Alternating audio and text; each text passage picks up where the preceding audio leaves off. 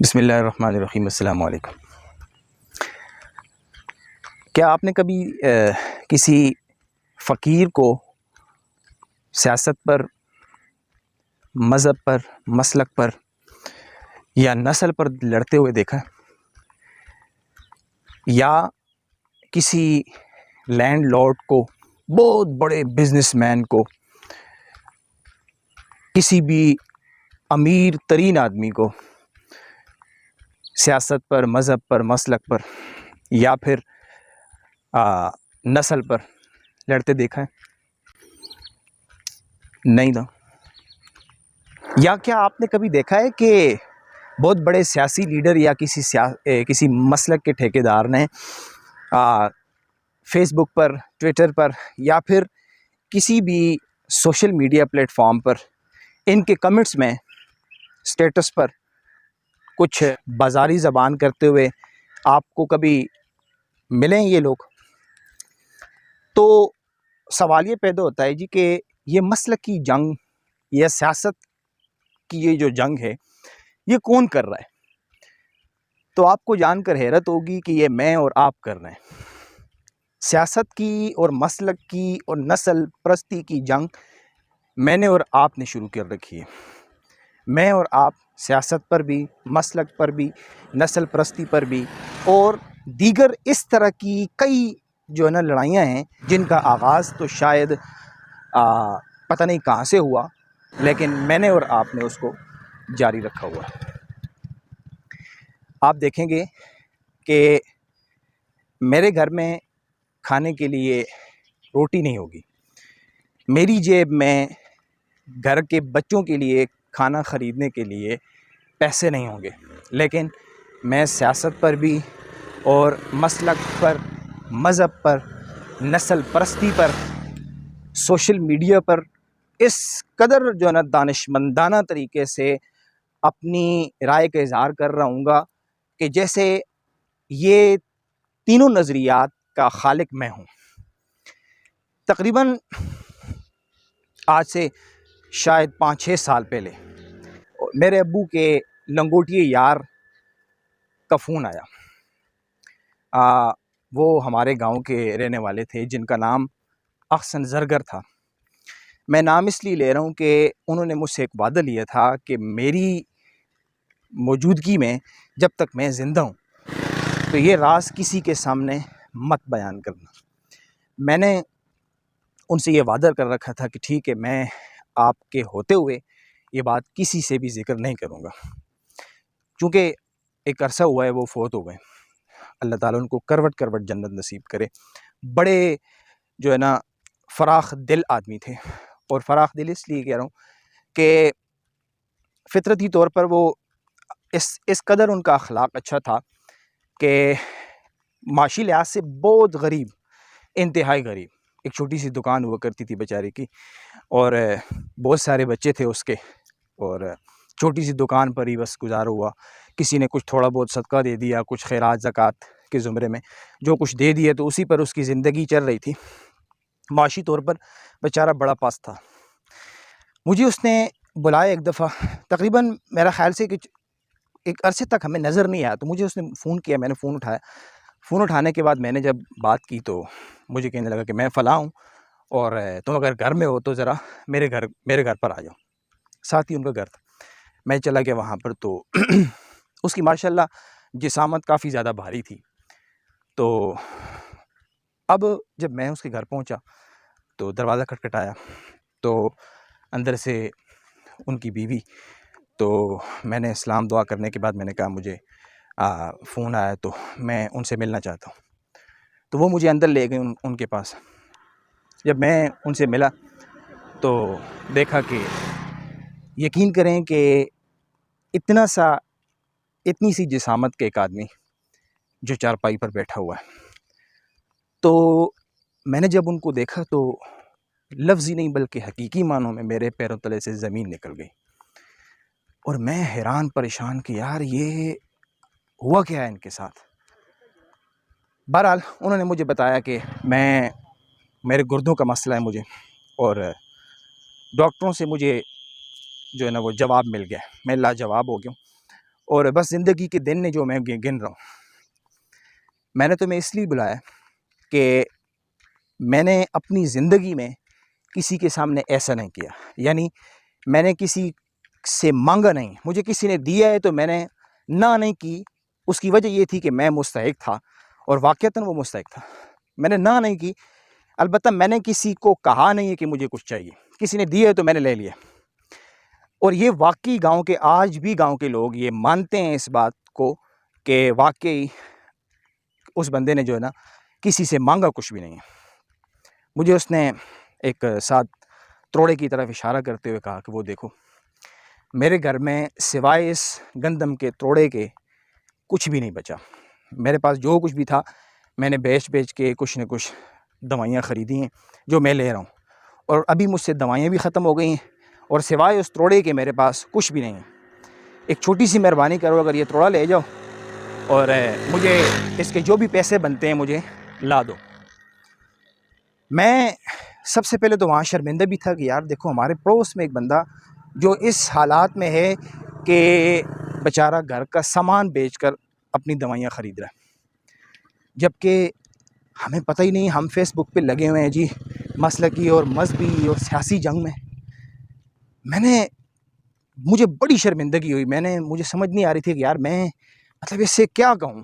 مطلب میرے پاس الفاظ نہیں تھے کہ میں کس لفظوں سے کن الفاظ سے اس بندے کو کہوں کہ یار مجھے شرمندگی ہے, میں جو ہے نا وہ دیکھتا ہوں کچھ تمہاری مدد کرتا ہوں. بہرحال گاؤں کے جتنے بھی لوگ تھے میں نے کچھ 2-3 دوستوں کو, کچھ مخیر حضرات کو بتایا کہ یہ معاملہ ہے. تو گاؤں کے لوگوں نے کافی مدد کی ماشاءاللہ.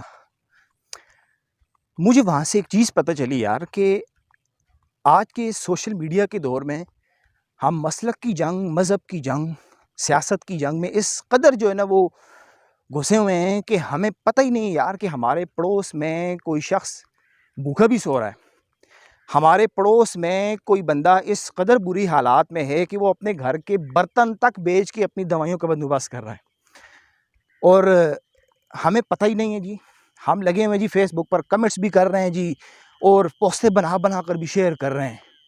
یار دنیا میں نا ایک تو انتہائی غریب یعنی فقیر بندہ اور ایک جو صحیح مال و دولت رکھنے والا بندہ یعنی امیر ترین بندہ, ان دو بندوں کو یقین کریں نہ سیاست کی پرواہ ہے, نہ مسلک کی پرواہ ہے, نہ ذات پات کی پرواہ ہے. ان کے لیے پیسہ ان کا خدا بنا ہوا ہے.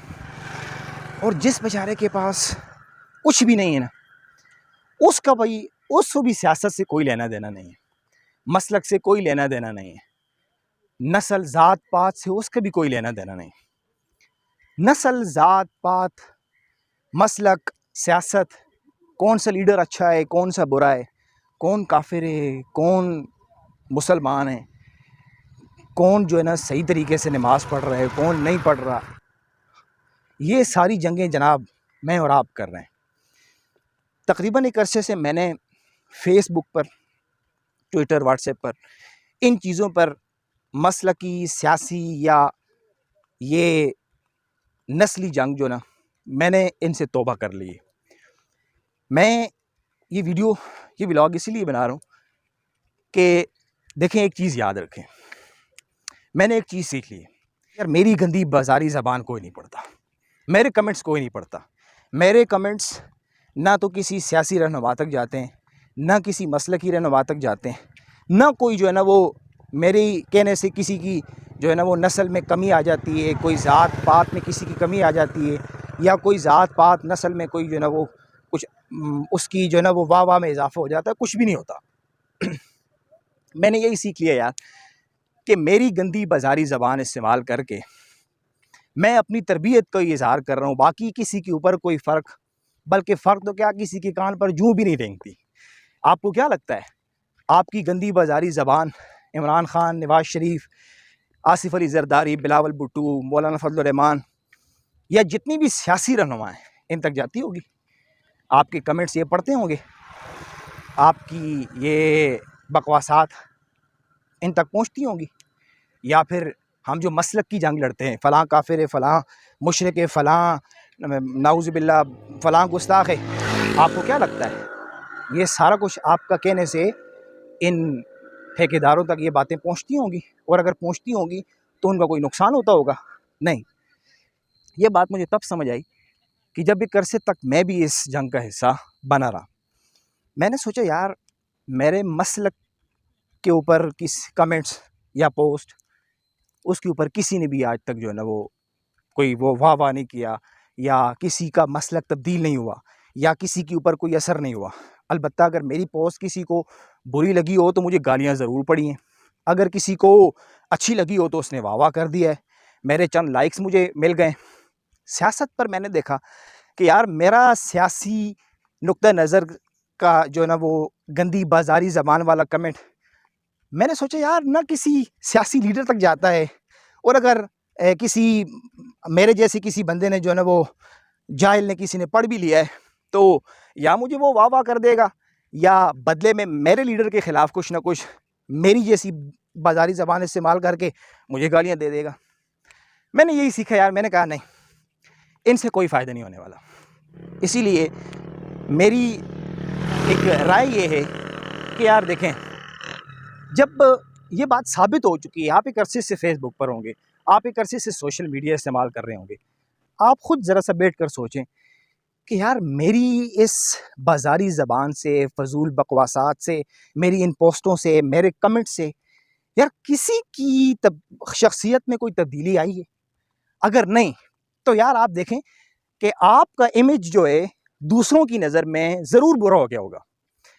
میں نے سوشل میڈیا سے یقین کریں کئی ایسے لوگوں کو جان لیا ہے کہ میں بظاہر ان کو بڑا شریف النفس، بڑا سلجھا ہوا شخص، بہت جو ہے نا تمیزدار اور سلیقے والا شخص سمجھا ہوا تھا سوشل میڈیا پر، اور یقین کریں یہ وہ لوگ تھے جو شاید ان میں کئی ایسے بھی ہیں کہ جو یعنی امام بھی ہیں، کچھ ان میں مسجد کے امام بھی ہیں، اور کچھ ایسے ہیں جو بہت بڑی شخصیت کے لوگ میں نے دیکھ لیے ہیں، فیس بک پر پہچان لیا ہے کہ یار یہ تو 2 ٹکے کے لوگ نہیں ہیں یار، مطلب ان کی سوچ تو بڑی 2 ٹکے کی سوچ نہیں ہے ان کی، تو یہ تو بہت بیکار آدمی ہے یار۔ اور کیونکہ اللہ بھلا کرے ان سوشل میڈیا کریٹرز کا کہ انہوں نے بلاک کا آپشن رکھا ہوا ہے۔ آپ یقین کریں، آپ کو لگتا ہے یار کہ کوئی شخص نہیں یار میری اس کے ساتھ یا جو ہے نا نہیں یار میں اس کے ساتھ اتفاق نہیں کر سکتا، اس کی ہر پوسٹ، اس کا ہر کمنٹ بکواس پر مبنی ہوتا ہے، تو بلاک کریں، سمپل، جان چھوڑائیں۔ کیونکہ یار دیکھیں میری وال پر، میری اگر فیس بک کی وال پر اگر مجھے گالی پڑھنے کو ملتی ہے تو میں کیوں نہ اس گالی سے ہمیشہ کے لیے چھٹکارا حاصل کروں؟ تو بلاک کا آپشن ہے نا، اس کا یہ مطلب تو نہیں یار ہم ان چیزوں کو استعمال کرنا چھوڑ دیں، اگرچہ یہ چیزیں کوئی اتنی بہت اچھی بھی نہیں، لیکن چلیں جو ان کا پازیٹیو یوز کر رہے ہیں تو ان کے لیے اچھی ہیں۔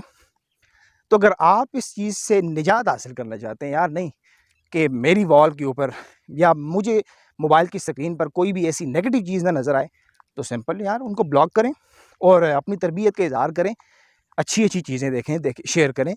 آپ کی تربیت کا اظہار آپ کی فیس بک پر بہترین ہو رہا ہے، بظاہر تو آپ کسی کو سلام بھی کر رہے ہوں گے، لیکن فیس بک پر آپ پتہ نہیں کیا بکواس کر رہے ہوں گے۔ اسی لیے آپ اپنے آس پاس دیکھیں، کوشش کریں یار ہو سکتا ہے کہ آپ کا پڑوسی کسی بھی پریشانی میں مبتلا ہو سکتا ہے اس کو کسی چیز کی ضرورت ہو سکتا ہے وہ آپ کو کچھ کہنا چاہ رہا ہو لیکن اس کا منہ نہیں بن رہا ہو۔ بہتر یہ ہے کہ ان فضولیات سے، اس جو ہے نا وہ بازاری زبان سے باز آ کر بہتر یہ ہے کہ آپ تھوڑا سا پڑوس میں دیکھیں یار کسی کو کوئی چیز کی ضرورت تو نہیں ہے۔ اگر کوئی شخص آپ کے پڑوس میں بھوکا رہ گیا تو وہ حدیث کا مفہوم ہے، وہ آپ خود پڑھ لیں، میں نہیں بتانا چاہتا کہ وہ کیا ہے حدیث کا مفہوم، زیادہ آپ اچھے سے پڑھ لیں گے آپ، تو بہتر یہ ہے یار کہ اس سے ابھی باز آئیں، کچھ سمجھنے کی کوشش کریں یار میرے پوسٹ سے، میری اس جو ہے نا وہ میرے کمنٹ سے، میری پوسٹ سے کسی کا کچھ بھی نہیں ہونے والا۔ بہتر یہ ہے کہ میری اپنی تربیت جو ہے نا وہ بدنام ہوگی، میں خود بدنام ہوں گا۔ بہتر یہ ہے کہ باہر نکل کر ذرا دیکھیں، اپنے اڑوس پڑوس میں دیکھیں، کوئی بھوکا تو نہیں ہے، کوئی بیچارہ پریشان تو نہیں ہے۔ یہی تو زندگی ہے یار، 4 دن کی زندگی۔